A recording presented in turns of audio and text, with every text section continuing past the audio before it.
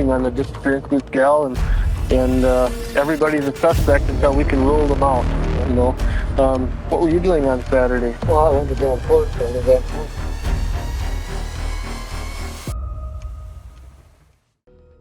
Un documental de crímenes reales recrea el caso de Drew Stjodin, un suceso que en su momento conmocionó a todo el país. Si hubiera una palabra para describir a esta joven de 22 años, sería ocupada. Drew siempre estaba llena de planes y compromisos. Era estudiante del último año de diseño gráfico en la Universidad de Dakota del Norte y también miembro activa de la hermandad Gamma Phi Beta. Antes de eso, había sido reconocida como reina del regreso a clases y destacada alumna. Siempre entre las mejores. A pesar de tener una agenda repleta, Drew encontraba tiempo para trabajar en 2 empleos de medio tiempo y participar en actividades de voluntariado, ayudando a niños pequeños a aprender a leer, colaborando en un preescolar y recaudando fondos para diversas organizaciones comunitarias. Lo que más inspiraba a las personas era que nunca dudaba en usar su poco tiempo libre para ayudar a los demás. Su hermano recordó que, cuando Drew tenía 14 años, llegó un nuevo estudiante a su clase que se sentía perdido, y ella fue la primera en acercarse a conversar con él y orientarlo, convirtiéndose después en su amiga para toda la vida. Drew también era una persona muy activa. Creció practicando voleibol, baloncesto y golf. Sin embargo, todos sabían que el arte y la creatividad eran su verdadera vocación. Desde niña le decían "doodles", porque siempre estaba absorta dibujando, tomando fotografías o haciendo manualidades. Su padrastro, Alan, comentó una vez: "Yo solo veía el espacio vacío, pero ella veía profundidad, variedad y belleza". Ese era su instinto. Drew era una joven llena de vida y compasión, que vivía con entrega por sus pasiones y dejaba una huella imborrable en todos los que la conocían. El día 22 de noviembre del año 2003, Drew tenía un turno en la tienda Victoria's Secret, dentro del centro comercial Columbia Mall, en Grand Forks, Dakota del Norte. Terminó su jornada a las 4 de la tarde y se tomó un momento para recorrer algunas tiendas antes de salir. Cerca de 1 hora después, llamó a su novio, Chris Lang, con quien salía desde hacía más de 5 meses y que también estudiaba diseño gráfico. Con tono entusiasmado, le contó que acababa de comprar una cartera como regalo para su madre, que la había conseguido en oferta y hasta había usado una tarjeta de regalo.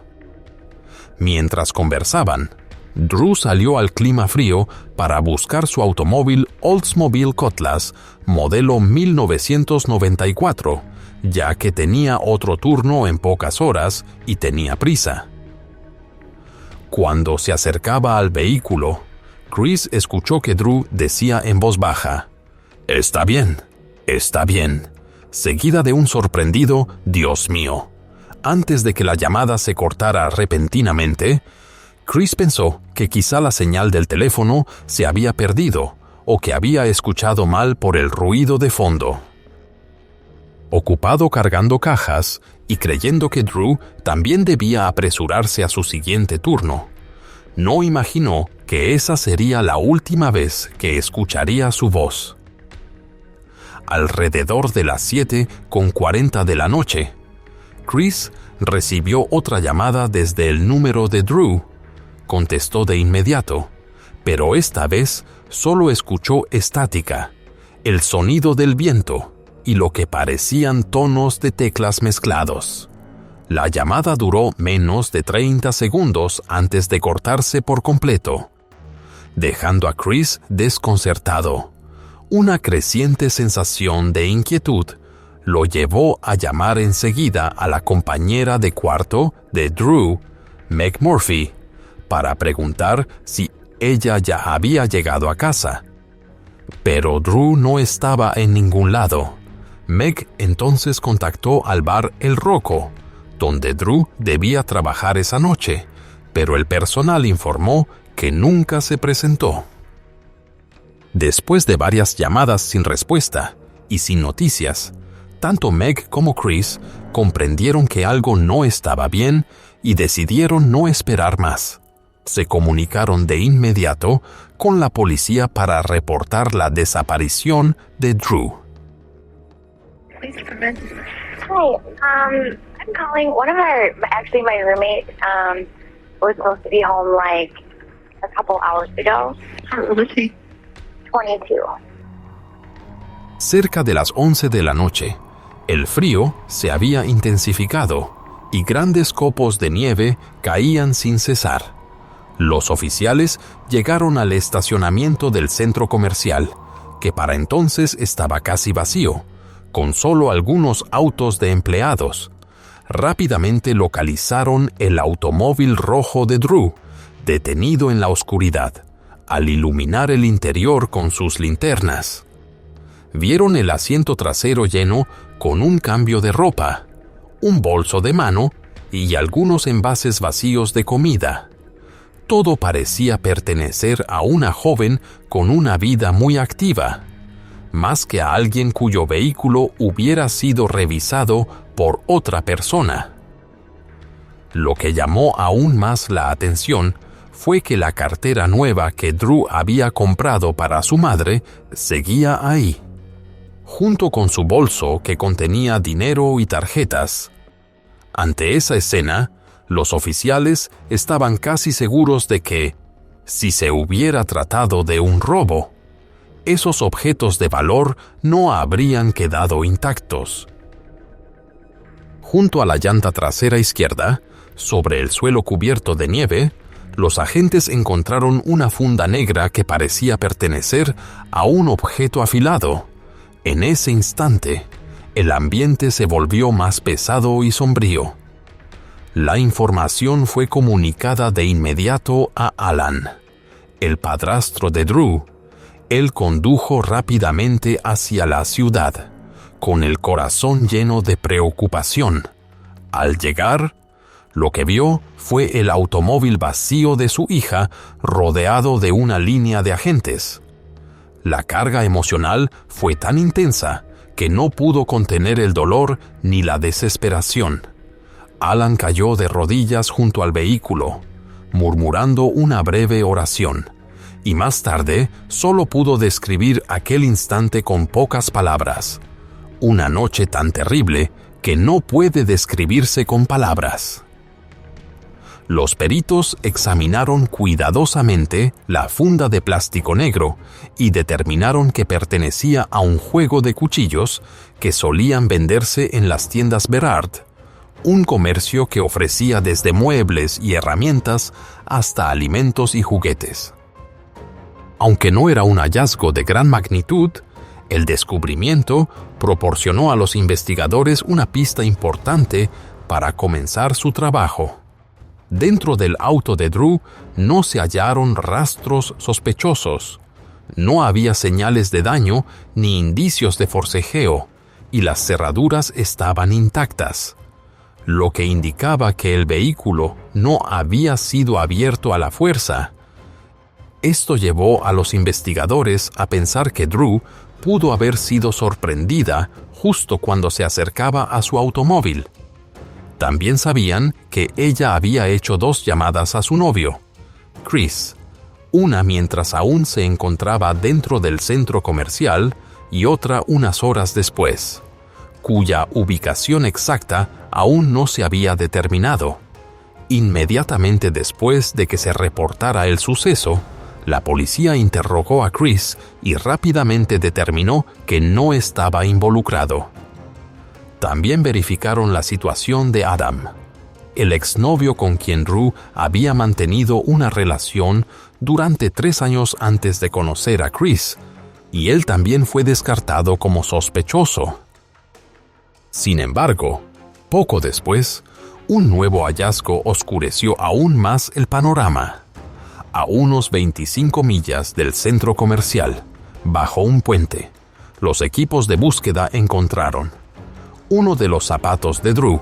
A partir de esa pista, los investigadores rastrearon los datos de ubicación de la segunda llamada, que mostraron que la señal provenía del área cercana a Crookston, Minnesota. Esto confirmó que Drew había sido llevada fuera del estado, lo que significaba que el caso ya estaba fuera de la jurisdicción de la policía local y requería la asistencia urgente de agencias de mayor nivel. En poco tiempo, varias agencias de seguridad, incluido el FBI, se unieron a la investigación. El caso atrajo rápidamente la atención de los medios y se convirtió en el centro del interés público.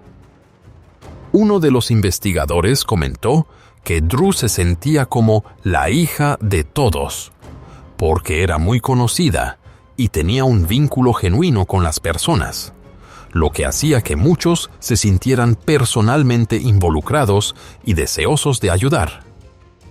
En Grand Forks, la preocupación se extendió tanto que, cuando las autoridades solicitaron voluntarios, respondieron alrededor de 1,300 personas. El alguacil del condado de Polk expresó: «Lo hacían por Drew, querían estar ahí por ella.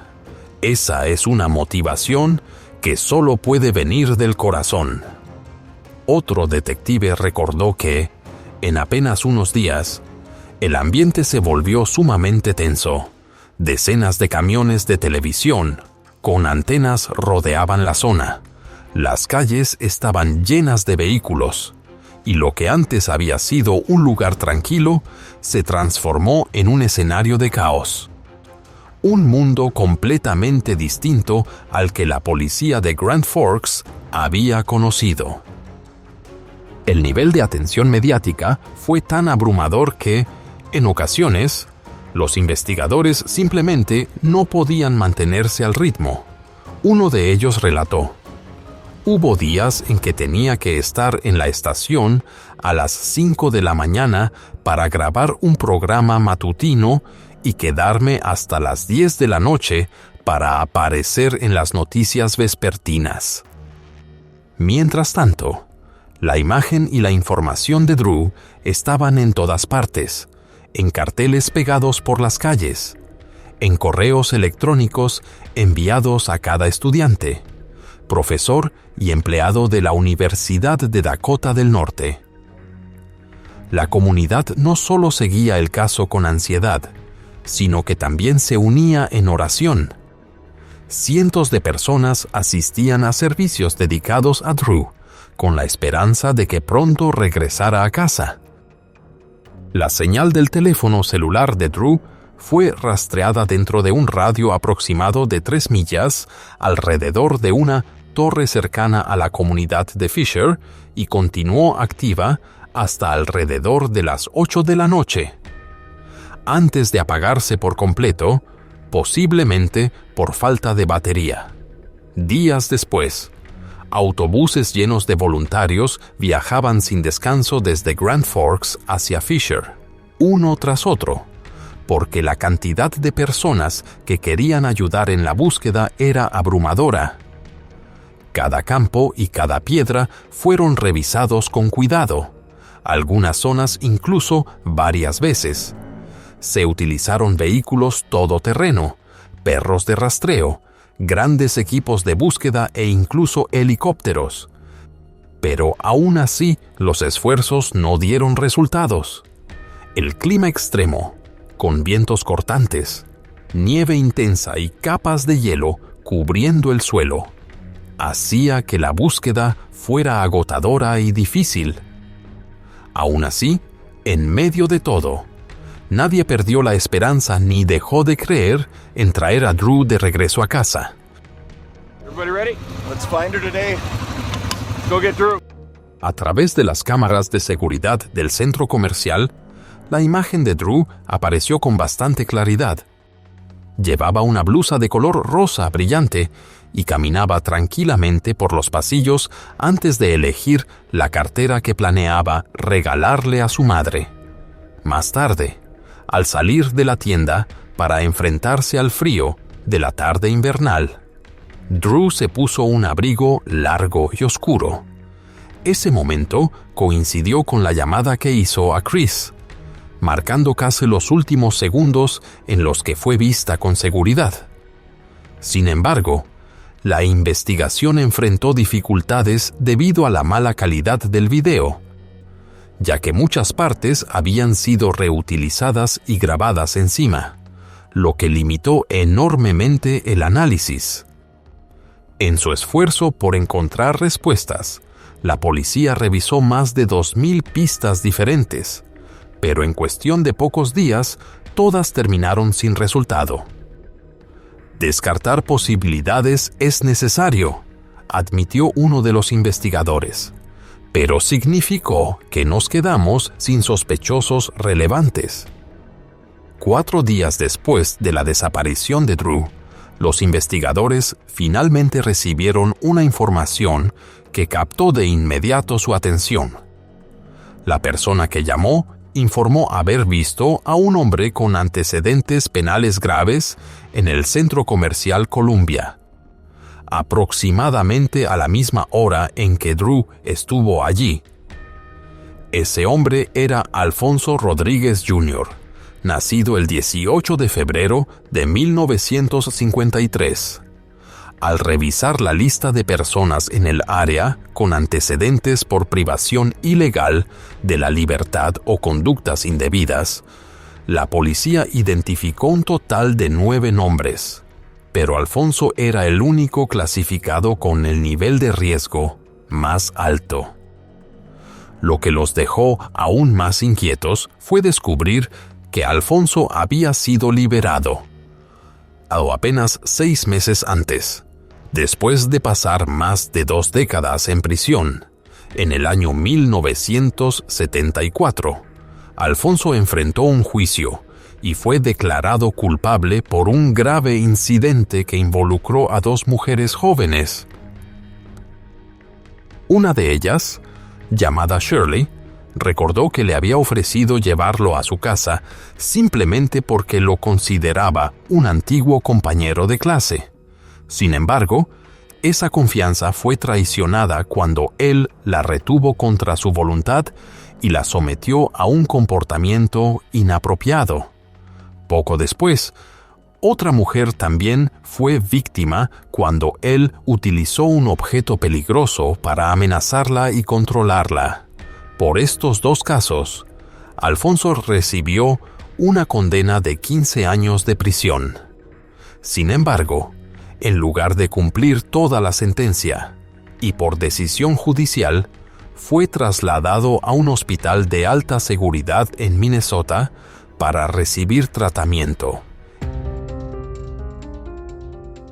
En el año 1980, Alfonso obtuvo permiso para salir del hospital. Poco tiempo después, cometió otro delito grave. Esta vez intentó privar de la libertad y agredir con un objeto peligroso a otra mujer. Afortunadamente, la víctima logró escapar y brindó una descripción tan detallada que la policía lo arrestó rápidamente. Por este crimen, Alfonso fue sentenciado a 23 años de prisión y recién había sido liberado en mayo del año 2003, cuando Shirley, la mujer que había sido su víctima 3 décadas atrás, escuchó sobre la desaparición de Drew. Los recuerdos dolorosos del pasado regresaron de inmediato. Incluso después de 30 años, seguía afectada por aquel trauma y estaba casi segura de que Alfonso podía estar involucrado. Contó que, apenas un día después de ver la noticia por televisión y buscar información en Internet, llamó a todos los números disponibles insistiendo a las autoridades para que confirmaran dónde se encontraba Alfonso Rodríguez aquella noche tan decisiva. Esta pista fue considerada de gran importancia. Cuando las autoridades revisaron las grabaciones del sistema de cámaras de seguridad del centro comercial, finalmente obtuvieron un rostro en el cual enfocar su investigación. Las imágenes mostraban a Alfonso presente y desplazándose por el área justo antes de que Drew terminara su turno. Durante aproximadamente media hora, él caminó solo, sin un propósito aparente, en una tienda Target. Alfonso subía y bajaba varias veces por el pasillo de discos compactos, dando vueltas repetidamente.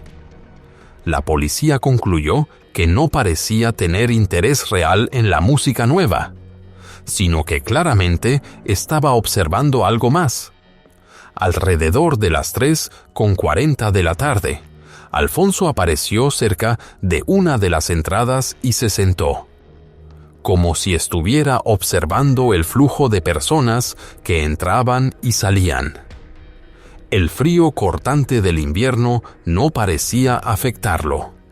10 minutos después, a las 3:50, Alfonso se puso unos guantes y se levantó, comenzando a seguir a una mujer rubia que empujaba su carrito de compras hacia su automóvil. Antes de salir por la puerta, miró directamente a la cámara, dejando una imagen imborrable para los investigadores. Aquella mujer no era Drew, pero su comportamiento extraño y el momento en que ocurrió llamaron especialmente la atención de la policía. Poco después, lograron ubicar a Alfonso en Crookston, donde trabajaba en una obra de construcción, a solo unas pocas millas del puente donde se había encontrado uno de los zapatos de Drew. We're working on the disappearance of this gal, and everybody's a suspect until we can rule them out. You know, what were you doing on Saturday? Well, I went to go and put it under that point. Durante el interrogatorio, Alfonso admitió que había estado en Grand Forks ese día. Afirmó que solo había ido a comprar ropa y luego a ver una película. Sin embargo, al verificar su declaración, los investigadores descubrieron rápidamente que nada coincidía. No existía ningún registro que demostrara que Alfonso hubiera comprado algo en el centro comercial. Y al revisar la cartelera del cine, encontraron que la película que mencionó ni siquiera se estaba proyectando a esa hora. Estas contradicciones hicieron que la policía estuviera aún más convencida de que Alfonso estaba ocultando algo de manera intencional. Tell us that you went to the movie theater, but that doesn't really pan out. We're having trouble finding you on the McDonald's videotape. Do you think maybe you were actually somewhere else rather than the movie theater? I don't know. No, I don't know. I know I wasn't at the mall when the film was done. Alfonso aceptó permitir que la policía registrara su automóvil, insistiendo con confianza en que no tenía nada que ocultar. Pero en cuanto los investigadores abrieron la cajuela y la guantera, descubrieron varios cuchillos de distintos tipos. El más llamativo era uno en particular, guardado dentro de un frasco lleno de un líquido con un fuerte olor a limpiador. Uno de los investigadores recordó después que aquel momento fue como recibir un golpe seco, porque se trataba exactamente del mismo tipo de cuchillo que coincidía con la funda encontrada cerca de la llanta del auto de Drew. Aún así, Alfonso continuó negando toda participación, asegurando que nunca había conocido a Drew, ni siquiera había visto su rostro. Antes de poder marcharse, se le ordenó permanecer en la casa de su madre mientras las autoridades examinaban su vehículo y sus declaraciones con detalle. Durante la inspección forense, Los expertos encontraron unas pequeñas manchas de sangre en la ventana trasera y en el asiento. Los resultados dejaron a todos atónitos. El ADN coincidía por completo con el de Drew. Aquello marcó un punto de inflexión crucial, pasando a Alfonso de ser simplemente una persona de interés a convertirse en el principal sospechoso del caso. El 1 de diciembre, Alfonso fue arrestado oficialmente y acusado de secuestro. Para la policía, tener a un sospechoso era solo la mitad de la batalla, porque la pregunta más importante seguía sin respuesta. ¿Dónde estaba Drew? Alfonso permaneció en silencio, negándose a revelar cualquier información, y ese silencio solo profundizó la desesperación. En el fondo, los investigadores comprendían que la posibilidad de traer a Drew de regreso con vida era casi inexistente, una verdad desgarradora que se vieron obligados a aceptar. Paralelamente a los esfuerzos del FBI y las unidades federales, la familia de Drew también contrató a un investigador privado para apoyar la búsqueda. Pero los largos días de espera se transformaron rápidamente en semanas y luego en meses, hasta que llegó la primavera de 2004. El clima severo representó grandes obstáculos. Muchas zonas cubiertas de nieve y hielo tardaban en derretirse, provocando constantes retrasos en las operaciones de búsqueda. El sargento Mike Headland, del Departamento de Policía de Grand Forks, compartió: «Tengo 3 hijas, así que cuando me ponía en el lugar de la familia de Drew, solo podía pensar que si fuera mi hija, querría que los investigadores hicieran todo lo posible. Quería que estuvieran en todos los noticieros, porque tal vez alguien allá afuera había visto algo y podía ayudar». Hubo tantas noches en las que dormí solo unas pocas horas, y cuando me recostaba, me quedaba mirando el techo preguntándome: ¿hay algo más que podríamos estar haciendo? El 17 de abril de 2004, llegó la llamada que la familia de Drew Shodin siempre había temido. En un barranco cerca de Crookston, se encontró el cuerpo de Drew en un estado devastador, con señales que indicaban que había sufrido una agresión severa antes de su fallecimiento, debido a que habían pasado varios meses bajo condiciones climáticas extremas.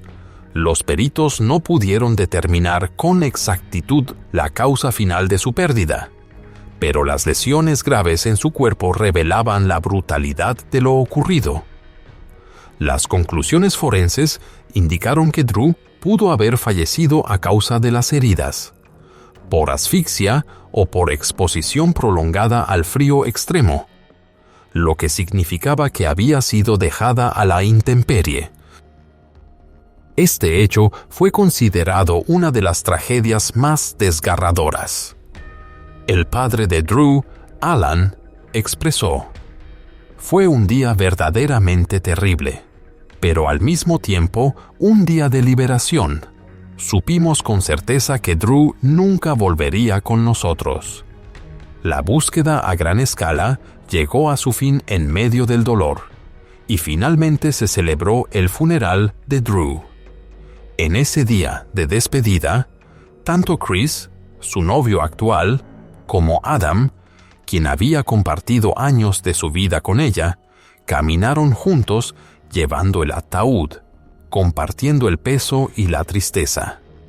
No eran solo 2 hombres que habían amado a Drew, sino también quienes se habían unido en los equipos de búsqueda, brindándose apoyo y consuelo cuando toda esperanza parecía haberse desvanecido. Como el caso de Drew involucraba la violación de jurisdicciones estatales, pasó a manos de las autoridades federales. Alfonso fue acusado de haberle quitado la vida y se enfrentaba a la pena más alta. Este fue considerado el primer caso en casi un siglo en Dakota del Norte en el que podía aplicarse una sanción tan severa. Al principio, se declaró inocente, y tras múltiples evaluaciones de salud mental, los expertos concluyeron que Alfonso era plenamente competente para enfrentar el juicio. Para agosto de 2006, el jurado lo declaró culpable de secuestro con resultado de muerte de Drew. Como consecuencia, Alfonso fue sentenciado a la pena máxima y trasladado a una prisión de máxima seguridad en Indiana. Tonight, attorneys for a Minnesota man sentenced to death for killing a University of North Dakota student in 2003 are raising questions about evidence presented at trial that the student was raped. Proceedings stretched well into the afternoon today as a convicted death row murderer is appealing the decision. Alfonso continuó presentando múltiples apelaciones, llevando el caso incluso hasta la Corte Suprema. En el año 2011, como parte de este proceso, admitió de manera inesperada una responsabilidad parcial. En su declaración, Alfonso afirmó que había confundido a Drew con otra joven, a quien, según él, le había causado daño cuando tenía 6 años durante un campamento de la iglesia. Durante una entrevista con un psicólogo, Alfonso explicó que, en el momento en que vio a Drew, experimentó una reacción abrumadora, cayó en un estado de desconexión mental y revivió recuerdos dolorosos de su infancia. Contó que, mientras Drew se acercaba a su automóvil, se sentaba en el asiento del conductor y hablaba por teléfono. Ella levantó la mirada hacia él, y fue entonces cuando perdió el control por un instante. Alfonso afirmó que actuó en un estado alterado y que solo recuperó la conciencia plena después de que todo ya había ocurrido. Sin embargo, el tribunal no aceptó ese argumento y su apelación volvió a ser rechazada. Para el año 2013, enfrentando la pena más alta y permaneciendo en el corredor de la muerte, Alfonso finalmente admitió la verdad. Confesó que el hecho no había sido un error ni un arrebato inconsciente, sino una acción deliberada, tal como todos habían sospechado desde el principio. Tonight we're tracking breaking news in the long-time murder case of Drew Shadeen, a Minnesota native and North Dakota college student. Convicted killer Alfonso Rodriguez is now admitting that he killed Shadeen as he sits on death row. 5 Eyewitness News reporter Jessica Miles is working to get new details tonight. She joins us live from the newsroom with the latest. Jess? Bill, a 416-page motion was filed in U.S. court in Fargo today, and in it, 2 medical experts who interviewed Rodriguez back in June concluded he was sane when he killed Drew Shadeen 10 years ago. Shadeen was 22 years old when she was kidnapped by knife point from a Crookston mall back on November 22, 2003. Her body was found that next spring in a ravine a mile west of Crookston. The new documents out today reveal Rodriguez didn't kill her by accident, as he has maintained while on death row. The documents also give chilling new details about how he chose her as a victim. It goes into more detail about how he killed her and how he also placed a bag over her head when she began to bleed from the mouth to prevent blood from spilling into the car. His appeals have been denied all the way to the U.S. Supreme Court, but under what is considered now a death row prisoner's last appeal, Rodriguez, with a new set of 4 attorneys, 2 of them here in the cities, is making a habeas corpus appeal, basically claiming he is being wrongfully held. En un documento de más de 400 páginas, Alfonso finalmente confesó toda la verdad. Declaró que había seguido a Drew hasta el estacionamiento y que, mientras ella hablaba por teléfono y se preparaba para abrir la puerta de su automóvil, aprovechó el momento para acercarse por el lado del pasajero. Drew fue entonces dominada y sufrió graves lesiones.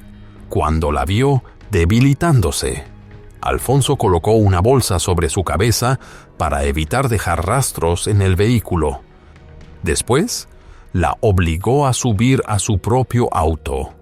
Ató sus manos y cometió actos de abuso antes de abandonarla en el frío extremo y dejar su cuerpo en la nieve. La madre de Drew compartió que no quiso leer ninguna de las cientos de páginas del documento, porque nada de eso podía cambiar la dolorosa verdad. Para ella, estaba claro que Alfonso lo hizo solo por interés propio, no por arrepentimiento ni remordimiento alguno. Now, I just spoke with Drew's mom, Linda Walker, just moments ago on the phone. She said she doesn't want to know what is all in this document here, this 416-page document, but had this to say about Rodriguez. He's an evil person, Jessica, and evil people tend to always want to use each and every opportunity to shine spotlight on himself, and he does not want to be executed, so he's using each and every opportunity given to him to ensure that that doesn't happen. Linda says what we need to remember today is the victims, Drew and others. Now, we know Rodriguez is appealing, and we understand he has a court appearance coming up in December. Para sorpresa de la familia de Drew y de toda la comunidad, en el año 2021, la sentencia de muerte de Alfonso fue anulada de manera inesperada. Esto significó que ya no enfrentaría la pena más alta, una decisión que generó una gran controversia y profundizó aún más el dolor de quienes habían sido afectados. I can't imagine. It just aches to hear something like this. Tonight, reaction after the sentence was overturned for the man convicted of kidnapping and killing a UND college student nearly 2 decades ago. Convicted sex offender Alfonso Rodriguez no longer faces the death penalty. Un juez dictaminó que, durante el juicio anterior, se habían vulnerado los derechos constitucionales de Alfonso, incluyendo el testimonio inexacto de un médico forense, la falta del equipo de defensa al no presentar una posible argumentación relacionada con su salud mental y la omisión de considerar plenamente la evidencia vinculada a Sand al trastorno de estrés postraumático. Bob Hiles, el investigador privado que en su momento había brindado apoyo a la familia de Drew, expresó una profunda decepción, afirmando que esta decisión sentaba un precedente peligroso que podría afectar negativamente otros casos graves. Extremely disappointed. I mean, I just paused and had the whole situation flash through my mind. This happened 18 years ago. This case is an extreme example of why we have the death penalty for cases like this. I mean, if you're not going to use it in a case like this, then where are you going to use it? He also says hearing the news of the sentencing being overturned is very difficult for him, especially on a case that still tugs at his heart. I think my 37-year career, this is the one that sticks out in my mind as something I'll absolutely never forget. What he did was just one of the most horrific things that somebody can ever imagine. And